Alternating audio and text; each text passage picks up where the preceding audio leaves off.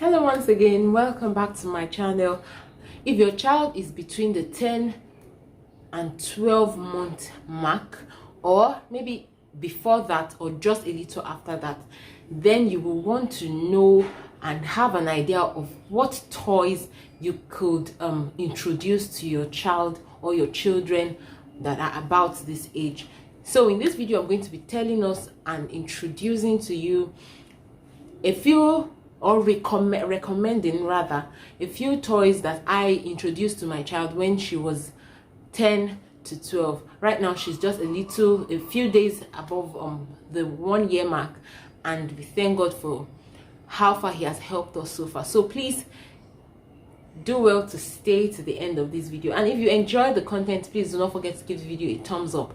If you're new here, you're very much welcome. I am Adebanjo Faith, and I film about faith, parenting, and lifestyle from Lagos, Nigeria. So you're welcome.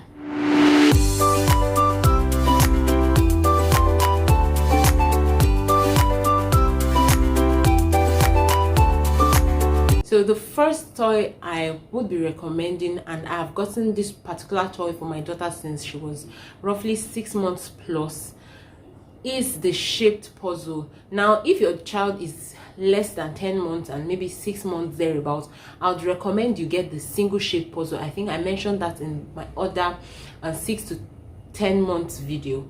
But if your child is between 10 and 12 months, I would recommend, and even a little above, because my daughter that is above that, I still would leave that out for her to practice with. So I'll be recommending a shaped puzzle. Now, not just a single shaped puzzle, but the one that has the 3 basic shapes and 3 basic colors: the square, the triangle, and the rectangle, as you can see here. So number one, it helps their hand-eye coordination. They pick a particular puzzle and they look out for where it fits perfectly. Secondly, it helps in color identification because it has the 3 basic colors: the yellow, blue, and the red. And then lastly, it also helps them in shape identification. Not to mention that to help them to also master their, we like to call it pencil grasp, to help them master gripping things. So another recommendation I would like to add is the animal figurines. Now, we have the farm animals, the wild animals, the sea animals, insects. Whichever one you can lay your hands on is good for your child to actually work with. Right now, I would like to add that the other day I just told my daughter, now we have this set of farm animals in a basket, and truth be told, I only put out 4 animals in a basket, not more than 4. In fact, 3 to 4 is just fine, so that they will not be overwhelmed by too many options or too many. Now, I've been playing with a duck. Now, when we're playing with that basket, particularly myself and my daughter, I bring out maybe a duck and make the sound a ducks make, quack quack quack quack quack, and say this is a duck. You know, when she picks the cow, I make the sound the cow makes, and so on and so forth. So one day she wasn't even around her play area, and I just said, Oluwatomi, can you get me the duck? Quack quack quack quack, duck. And she went straight to the shelf and picked out one of the animals from the farm animal. Now, she didn't pick me the exact duck, but I was pleasantly surprised that she even knows where exactly that particular toy is. And you know, I feel like it's a sign of progress, and if we continue like that, she would over time be able to identify specifically that this is a cow, this is a duck. And then when we're taking a walk, if we accidentally meet any of these animals outside, she'll be able to match it because I'll be pointing it out to her. So I would recommend that you do this for your children. It will help them to connect with the real world while they are still in their house. So when they even see it in real life, they will be able to relate. Another activity or toy that I would recommend is a bean bag. Okay, now these are samples of the bean bags I made for my daughter. What I just did, I got piece of fabric that I have around the house, and I tried to keep it as basic as the simple colors that we have: black and white, red. I think I did blue, gray. Those were the fabrics I actually had available. I didn't have yellow. I would have done yellow so that I would have just those basic colors. And then I sew it to cut it in this shape and put some rice into it. So what you have in this is rice, actually just rice, raw rice, clean raw rice, and sealed it up, and then put about 4 or 5 of it in a basket. And these are our bean bags. So it actually helps helped my daughter in the in and out activity. She empties it one after the other and returns it back one after the other. The next thing I would like to even do with her now is emptying it into another container and back into the previous container, because right now she can empty it on the floor and back into the basket.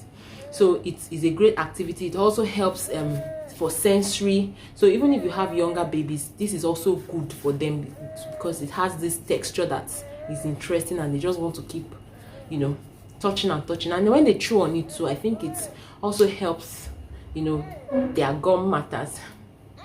Yeah. The fourth activity I would be recommending is the stacking ring. Okay, now here I have a little wooden stacker and then some rings. I only, because of her age, I only put out like 3 of it. Right now I have to look for the 4th piece. Maybe it's under the chair or something. And I was specific with the colors: the red, the yellow, and the 3rd one is the blue. Since she was about 7 months plus, I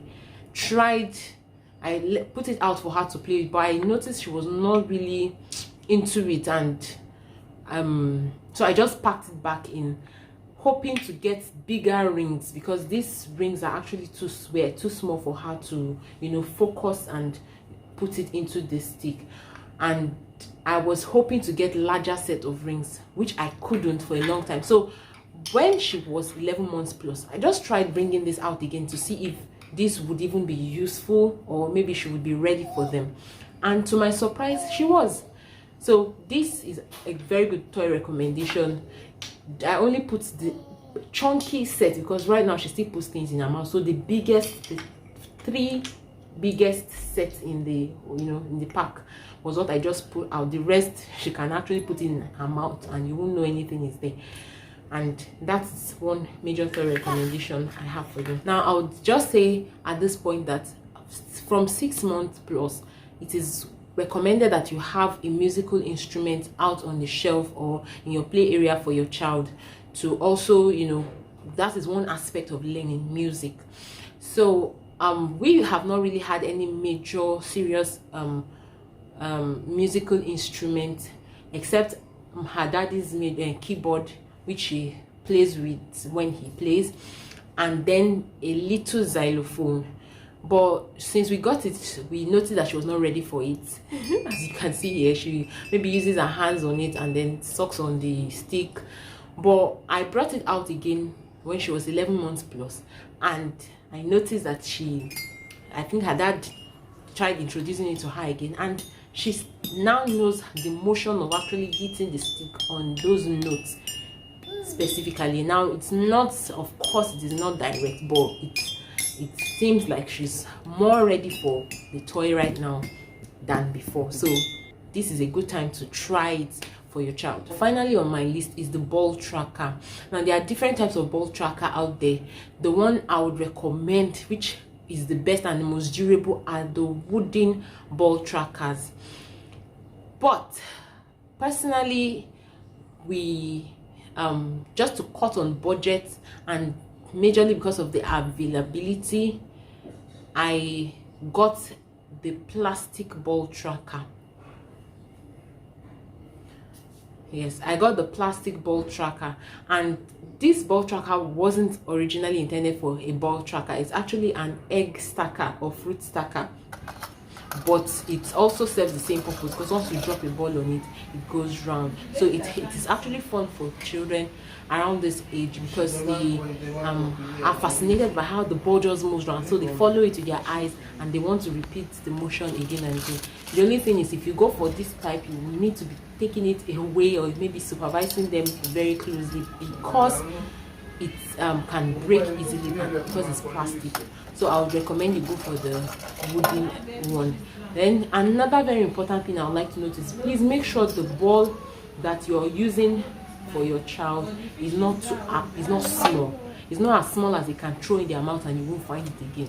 Please, to avoid choking. So make sure it is something that is substantial, that can go through the tracker easily, but still they cannot get into their mouth very easily.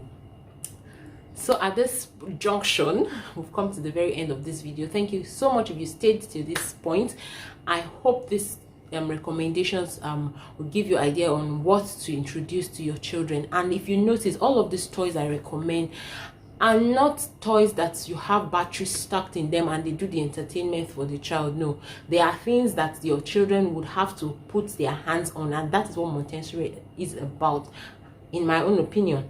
Hands-on learning, something that they will consciously work on, and it will task their brain and they can be creative with. So please try out these toys, and if there is any other toy you have in mind, or you have tried with your children, or you are trying with them and it seems age appropriate, please do not forget to drop it in the comment section below for many other parents to also learn from. And I am also looking out for suggestions, because all of these toys I've mentioned now, I still would have them out for my daughter, because she's just a little above 12 months, and they would still be very, very relevant for her for a few months to come before we advance again. Thank you so much for staying to the end of the video. Please do not forget to hit the subscribe button and the notification bell, yes, so you will not miss any video that I post out every week. Thank you for staying to the end. See you in my next video. Bye.